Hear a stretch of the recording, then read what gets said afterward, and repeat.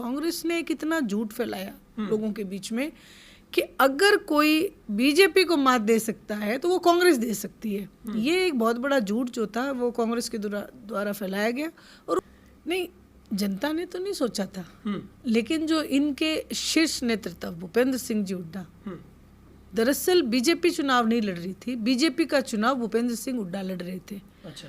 ये जो चुनाव के नतीजे आए, ये भूपेंद्र सिंह हुड्डा और बीजेपी भली भांति जानती थी कि मैं सीएम। कांग्रेस का ये कल्चर नहीं है, कांग्रेस पार्टी का कल्चर अलग है। लेकिन इन्होंने जान करके अपने आप को प्रोड्यूस किया, जान करके कांग्रेस को नुकसान पहुंचाया। कांग्रेस के कदावर नेता जो भी रहे उनको खुली लाइन लगाते रहे, काम करते रहे कि भूपेंद्र सिंह हुड्डा ने एक वोट काटू और बीजेपी की B team Indian National Lokdal को बनाया भी, ये वो हैं, ऐसे हैं, वोट काटू हैं। दरअसल आज मैं आपके चैनल के माध्यम से कहती हूँ कि ये आईएनएलडी को तो बी टीम कह रहे थे, ये तो खुद ए टीम है। देखिए, एमएलए का बेटा है और भाई है डवाली से भी, इंडियन नेशनल लोकदल। आपने सिकंदर महान को अगर पढ़ा है तो ऐसा नहीं था कि उन्होंने सारे ही जो है जीते थे मैदान, कोई वो हारे भी होंगे, लेकिन उस हार से बहुत बड़ी सीख लेके और बहुत बड़ी ताकत लेके, बहुत बड़ा हौसला लेके वो फिर से उठ के खड़े हुए। और चौटाला भी, मेरी उनसे बात हुई, मैंने कहा कि ये ऐलनाबाद की जनता ने गलत किया, तो उन्होंने एक बड़ा अच्छा जवाब दिया। उन्होंने कहा कोई बात नहीं, ये वो जनता है जिन्होंने मुझे प्यार भी बहुत दिया है, कोई बात नहीं, आगे मुझे भरपूर और प्यार देगी। कई बार लाड लेने के लिए पीछे भी ज़रूरी हो जाता है। तो मैं आज वही है, आज ऐलनाबाद के जितने भी लोग मिले, सब बड़ा अफसोस था उनको। देखिए, जो झूठ की राजनीति शुरू की गई थी उस राजनीति का अंत हुआ है। और जहाँ तक मैं यही बात कहूँगी कि जो गुनाह अभय सिंह जी ने किया नहीं था, जो इन लोगों ने जो गुनाह किया था उसकी सज़ा अभय सिंह जी चौटाला को मिली। उस चीज़ का मैं ज़रूर ये कहूँगी कि वो आँच ज़रूर आई है। लेकिन महाभारत में भी ऐसा हुआ था, लाक्षागृह भी बनाया गया था, उसके बावजूद भी जीत एक सच की हुई। और इसी तरीके से जो जेजेपी पार्टी बनी, आदरणीय ओम प्रकाश जी चौटाला की पीठ में छुरा घोंपा गया था, अभय सिंह जी चौटाला के साथ नाइंसाफ़ी हुई। और आज हरियाणा प्रदेश के लोग भी कहीं ना कहीं मैं जाती थी, ये कहते थे जी आपका ही परिवार था, आपको, मतलब वो भी उस चीज़ को बैलेंस नहीं कर पाए और उन्होंने कहीं ना कहीं एक ही शीशे में देखना सबको शुरू कर दिया था।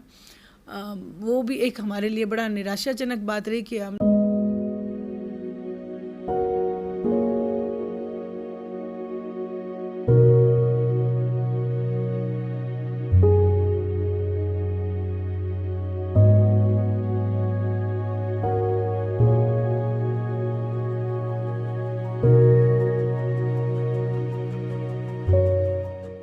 नमस्कार, तेज हरियाणा से गुरविंदर पन्नू। इस वक्त बातचीत के लिए मेरे साथ आईएनएलडी की महिला प्रधान महासचिव सुनैना सिंह चौटाला है।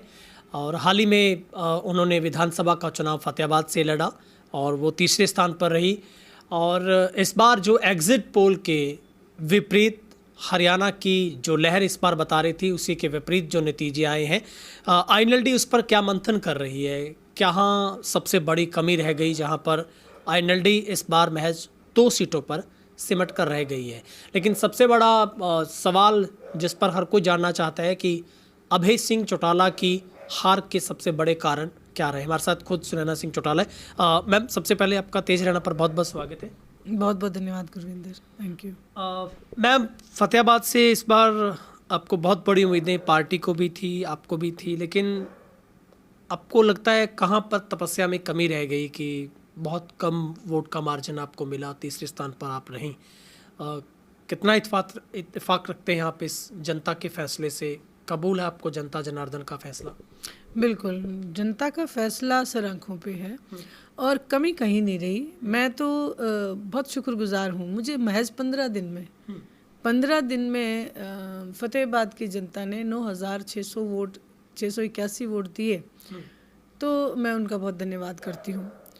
वहीं जो आप कह रहे हैं, एक हमारे हरियाणा प्रदेश में जो जन संदेश आता है वो लोग एक ही बात को, मेरा जहाँ तक मानना है कि जैसे आपने देखा ना, मकोड़ा एक चीज़ को पकड़ लेता है, छोड़ना नहीं जानता, तो उसी तरीके से लोकसभा से के चुनाव से लेके विधानसभा के चुनाव तक प्रदेश के लोगों ने एक ही धारणा बना के रखी कि अगर बीजेपी को हराना है तो कांग्रेस को वोट करना है हमने। ना उन्होंने कैंडिडेट देखा, ना उन्होंने अपना निजी जो काम थे कैसे हमारे हो सकते वो चीज़ें नहीं देखी, सिर्फ एक उस भावना में बह गए कि बीजेपी को कैसे आउट करें। उस गुस्से में वो डिसीजन जो उनको लेना चाहिए था वो ना लेके उन्होंने एक दूसरी पार्टी कांग्रेस ने एक इतना झूठ फैलाया लोगों के बीच में कि अगर कोई बीजेपी को मात दे सकता है तो वो कांग्रेस दे सकती है। ये एक बहुत बड़ा झूठ जो था वो कांग्रेस के द्वारा फैलाया गया और उस झूठ में लोग फंस के रह गए थे। तो जहाँ तक मेरे को वोट देने का सवाल है तो मैं उनकी धन्यवादी हूँ, क्योंकि उन्होंने मुझे बहुत अच्छा वोट, मान और सम्मान दिया। वोट से भी ज़्यादा मुझे मान सम्मान दिया फतेहाबाद के लोगों ने, तो मेरे लिए ये बहुत बड़ी बात है। मैम, आपको क्या लगता है, जिस तरीके की लहर पूरा देश मीडिया के थ्रू देख रहा था, सारे के सारे एग्जिट पोल की बात करें, और कांग्रेस के तो तमाम नेता इस बात को लेकर बहुत हर्षित थे कि इस बार तो पक्का ही सरकार आ रही है, 75 पार का नारा देने वाली बीजेपी को भूलकर इस बार तो कांग्रेस ही कह रहे थे कि 70 पार हम जा रहे हैं। आपको क्या लगता है, एग्जिट पोल के विपरीत सरकार का बनना कहाँ पर गच्चा खा गए सब लोग कि हुआ वो जो किसी ने सोचा नहीं, जनता ने तो नहीं सोचा था, लेकिन जो इनके शीर्ष नेतृत्व भूपेंद्र सिंह जी हुड्डा, दरअसल बीजेपी चुनाव नहीं लड़ रही थी, बीजेपी का चुनाव भूपेंद्र सिंह हुड्डा लड़ रहे थे। अच्छा। ये जो चुनाव के नतीजे आए, ये भूपेंद्र सिंह हुड्डा और बीजेपी भली भांति जानती थी कि ये नतीजे आएंगे, क्योंकि बीजेपी को कुछ करने की जरूरत थी नहीं और भूपेंद्र सिंह हुड्डा इस मुहिम में लगे हुए थे कि कैसे ना कैसे करके कांग्रेस की गवर्नमेंट ना बना के बीजेपी की गवर्नमेंट बनाई जाए। क्योंकि जब भी भूपेंद्र सिंह हुड्डा अपने लिए कांग्रेस के लिए सोचने चलते, ईडी आ जाती आगे, तो उन्होंने अपने चक्कर में, अपने बचाव के चक्कर में पूरी कांग्रेस पार्टी को सदा के लिए हरियाणा प्रदेश से साफ करने का काम किया। मैं तो जिस भी जगह गई, मैंने अपने हरियाणा प्रदेश के लोगों से बड़े हाथ जोड़ के विनम्र निवेदन किया था कि मैं आपको लिख के देती हूँ कि जब तक भूपेंद्र सिंह हुड्डा कांग्रेस में है आप भूल जाओ कि बीजेपी आउट होएगी। ये एक छलावा जो भूपेंद्र सिंह हुड्डा ने एक फैला के रख दिया था कि मैं सीएम, कांग्रेस का ये कल्चर नहीं है। कांग्रेस पार्टी का कल्चर अलग है, लेकिन इन्होंने जान करके अपने आप को प्रोड्यूस किया, जान करके कांग्रेस को नुकसान पहुंचाया। कांग्रेस के कदावर नेता जो भी रहे उनको खुद लाइन लगाते रहे, काम करते रहे। सिर्फ इन्होंने अपने इर्द गिर्द एक बांड टाइप नेता जो है, जो इन्हीं की बाबू बेटा की डफली बजाते थे, उनको रखा और उन नेताओं ने मिलके कांग्रेस पार्टी का बंटाधार कर दिया। और भारतीय जनता पार्टी, जहां आम जन की एक भावना थी कि हम बीजेपी के साथ नहीं जाएंगे, क्योंकि बेरोजगारी बहुत बड़ा मुद्दा था, महंगाई बहुत बड़ा मुद्दा था। एक आप ये देखें कि ग्राउंड पे कोई विकास के कार्य नहीं हो रहे थे, कहीं पे भी किसी को कोई प्लॉट अलाउट नहीं कराए गए थे। मैं 4200 किलोमीटर की परिवर्तन यात्रा करके आई, उस दौरान गाँव का कोई विकास ही नहीं था। जहां लोग इन मुद्दों को लेके चल रहे थे, वहां भूपेंद्र सिंह हुड्डा इनसे हाथ मिलाए हुए थे। किरण चौधरी कह के गई हैं कि जो मेज के नीचे से हाथ मिला रहे हैं तो फिर क्यों ना दूसरे पाले में ही जाया जाए। तो ये इस बात को अब आज चरितार्थ हो गया। वहीं एक चीज़ और मैं कहना चाहूँगी आपके चैनल के माध्यम से कि भूपेंद्र सिंह हुड्डा ने एक वोट काटू और बीजेपी की B team Indian National Lokdal को बनाया भी, ये वो हैं, ऐसे हैं, वोट काटू हैं। दरअसल आज मैं आपके चैनल के माध्यम से कहती हूँ कि ये आईएनएलडी को तो बी टीम कह रहे थे, ये तो खुद ए टीम है। ये खुद बीजेपी बढ़ के चुनाव लड़ रहे थे। मतलब हम जब भी कोई छोटा बच्चा सोता नहीं है या खाना नहीं खाता, उसको कहते हैं जल्दी सो जा बेटा, हाउ आ जाएगा।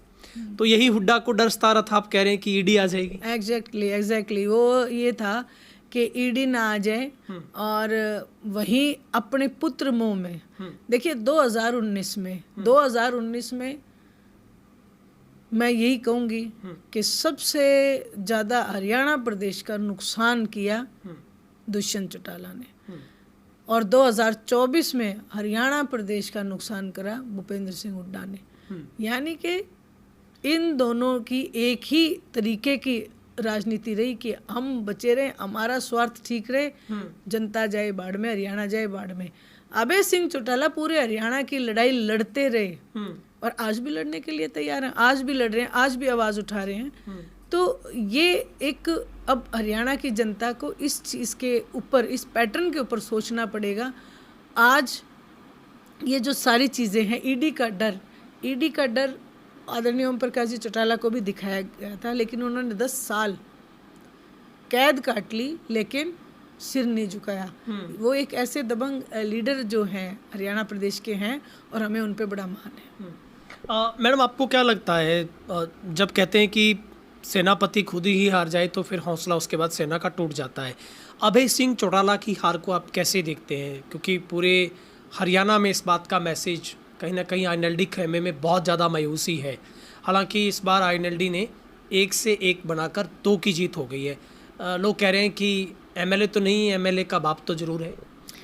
देखिए, एमएलए का बेटा है और भाई है डवाली से भी, इंडियन नेशनल लोकदल। आपने सिकंदर महान को अगर पढ़ा है तो ऐसा नहीं था कि उन्होंने सारे ही जो है जीते थे मैदान, कोई वो हारे भी होंगे, लेकिन उस हार से बहुत बड़ी सीख लेके और बहुत बड़ी ताकत लेके, बहुत बड़ा हौसला लेके वो फिर से उठ के खड़े हुए और जंग लड़ने को। आज अगर चुनाव होते हैं तो मैं ये बात दावे से कहती हूँ, पूर्ण बहुमत इंडियन नेशनल लोकदल का आएगा, क्योंकि आज जनता ये जो धूर्त राजनीति है इसको समझ चुकी है।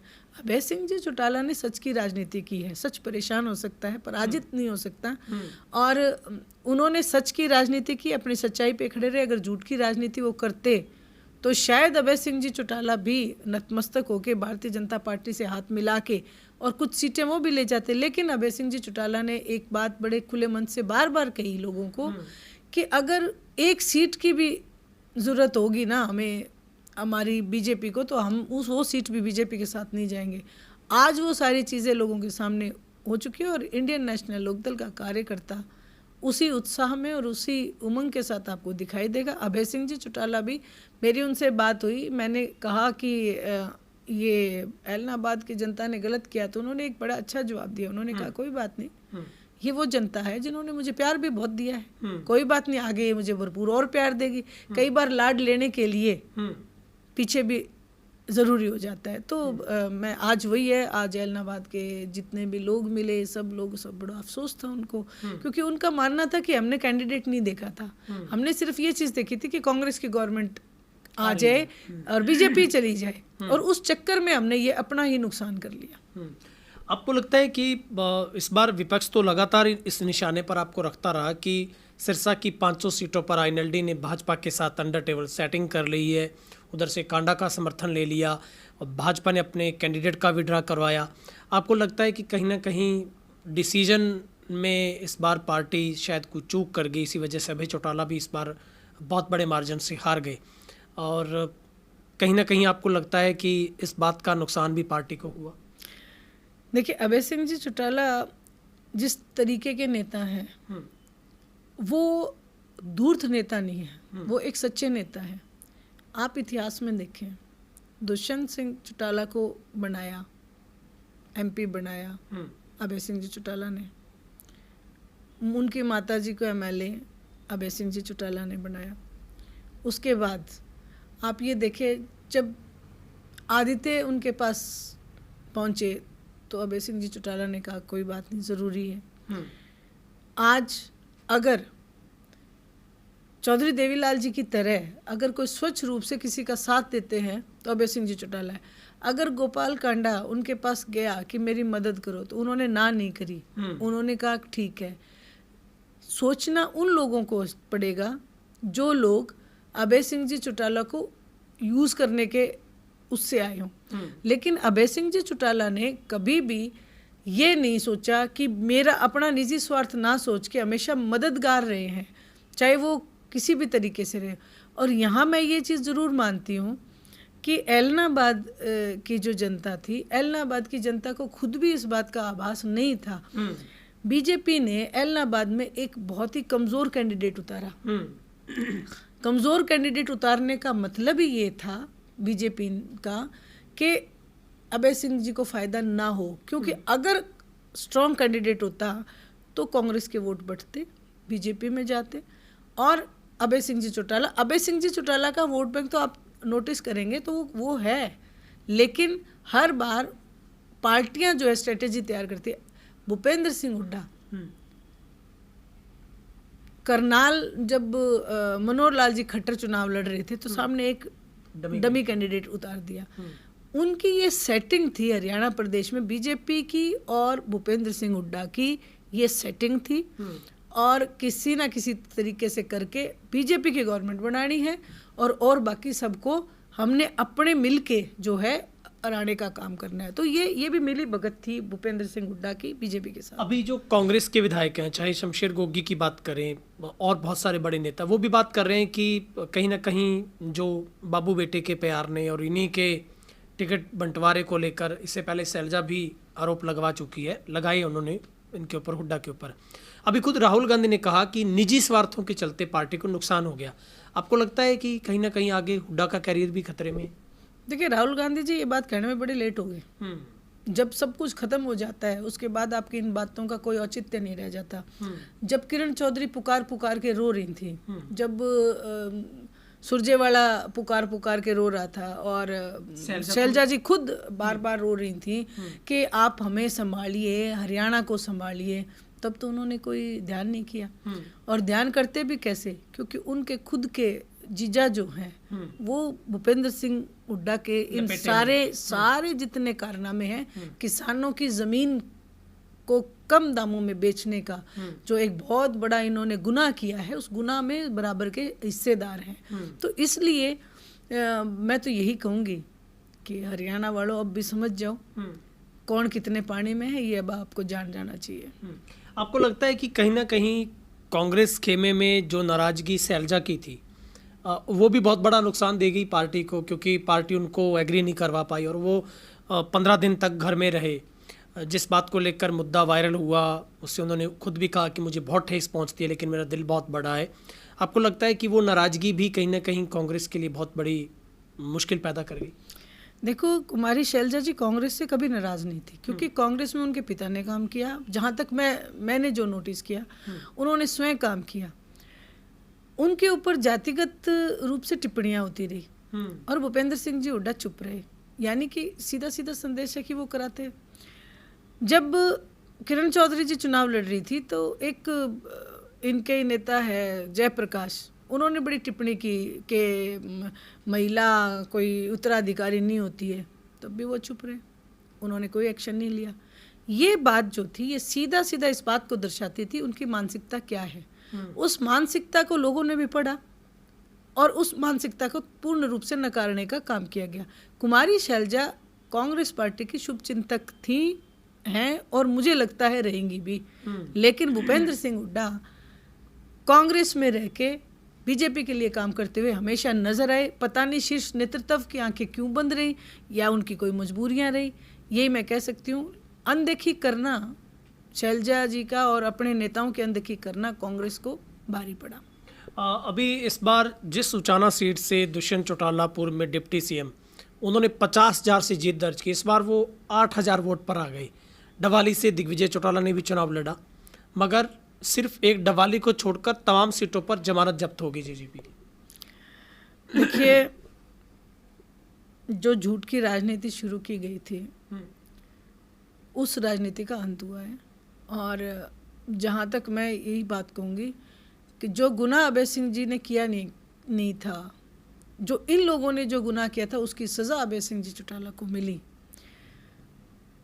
उस चीज़ का मैं ज़रूर ये कहूँगी कि वो आंच ज़रूर आई है, लेकिन महाभारत में भी ऐसा हुआ था, लाक्षागृह भी बनाया गया था, उसके बावजूद भी जीत एक सच की हुई।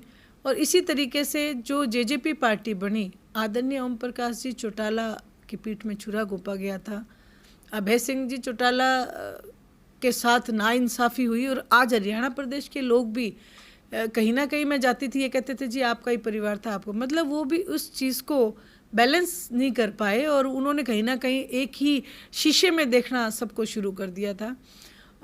वो भी एक हमारे लिए बड़ा निराशाजनक बात रही कि हमने बहुत लोगों से विनती की, प्रार्थना की, हमने कहा भी कि भाई ओम प्रकाश जी चौटाला ने तो काम किए हैं आपके, और इन लोगों ने अगर धोखा किया है तो आप उसकी सज़ा अभय सिंह जी को क्यों दे रहे हो। तो लोग कहीं ना कहीं लोग समझ भी रहे थे, लेकिन समझ के भी नासमझ भी बन रहे थे। तो ये जो चीज़ें रही हैं ये ज़रूर रहा। और जेजेपी जो पार्टी, जिस पार्टी ने हरियाणा प्रदेश को इतना नुकसान किया, अब मुझे नहीं लगता कि लोग उस पार्टी को वापस उसकी तरफ रुख करेंगे। और अगर उन्होंने अपना, मैं यही कहूँगी कि अपने स्ट्रेटजी को या अपने काम के तरीके को उन्हें फेयर होना पड़ेगा, लोगों के सामने जाके ये इस चीज़ को, गलती को मानना पड़ेगा कि हमारी गलती है, तो वो कहीं ना कहीं फिर लोग उस चीज़ के बारे में सोच सकते हैं, लेकिन तब तक मुझे नहीं लगता कि वो सोचेंगे। मैम, क्या लगता है अभी आईएनएलडी इस बात को लेकर सोच विचार कर रही है, आप मंथन करेंगे, आप रणनीति फिर से अख्तियार करेंगे, क्योंकि इस बार सिर्फ आदित्य चौटाला डवाली आपका गढ़ आपने फिर से काबिज कर लिया है और रानिया में अर्जुन चौटाला जीत पाए हैं, तो क्या स्ट्रैटेजी आगे की रहने वाली है? देखिए, इंडियन नेशनल लोकदल ने बहुत कुछ खो दिया था, लेकिन आज मैं ये कहूँगी कि बहुत कुछ पाया है। जहाँ पे हमारे एक एमएलए और हमारा वोट परसेंटेज बिल्कुल डाउन चला गया था, आज हमारे 2 एमएलए हैं और वोट परसेंटेज भी 5% हमारा हो गया है। तो कहीं ना कहीं हमने बहुत पाया है, और अब हम लोगों के बीच में जाएंगे और जो कमियां रह गई हैं उसमें और सुधार करेंगे। जो हमारे कोई और पारिवारिक सदस्य जो हमसे अभी तक छूटे हुए हैं उनको वापस लेके आएंगे, और जो धोखा कांग्रेस ने एक फैला रखा था, उस धोखे की जो आज परत उतर गई है, अब हम लोगों से जाके ये भी कहेंगे कि आज अगर आप हमारा साथ दोगे तो हरियाणा प्रदेश को हम बचाने के लिए निकले हैं। हरियाणा प्रदेश जो है आदरणीय चौधरी देवीलाल जी इसके जनक हैं। हम उस नेता, उनकी जो सपने हरियाणा प्रदेश को लेके, उनको साकार करने के लिए निकले। हमारा कोई निजी स्वार्थ नहीं है। चौटाला साहब ने हमेशा एक ही सीख दी है कि जो जनता है, जनता के काम करो, जितने आप काम करो हरियाणा प्रदेश के लिए, क्योंकि आज जो 2 नेशनल पार्टियां हैं, कांग्रेस और बीजेपी, इनका एक मकसद है क्षेत्रीय दल को ख़त्म करना। और मैं बार बार ये बात कहती रही हूँ कि क्षेत्रीय दल ख़त्म होने का मतलब आपका अपना कवच टूट जाता है, क्षेत्र के लोगों की आवाज़ दब के रह जाती है, उसकी कोई आवाज़ नहीं उठाने वाला होता। क्षेत्रीय दल जिंदा रहेगा तो क्षेत्र जिंदा रहेगा, क्षेत्र के लोगों की आवाज़ जिंदा रहेगी। ठीक है मैम, आपने वक्त निकाला बातचीत के लिए, बहुत बहुत शुक्रिया। बहुत धन्यवाद गुरविंदर, ऑल द बेस्ट। आप निरंतर जैसे तरक्की करें, आगे वैसे ही करते रहें। Thank you so much. तो ये हमारे साथ बातचीत कर रहे थे सुनैना सिंह चौटाला। उन्होंने हर मुद्दे पर अपनी राय रखी है, और आपकी राय इस पूरे मसले पर क्या है आप कमेंट सेक्शन में लिखकर नीचे ज़रूर भेजिएगा। कैमरा पर्सन वकील के साथ गुरविंदर पन्नू, तेज हरियाणा, डबवाली।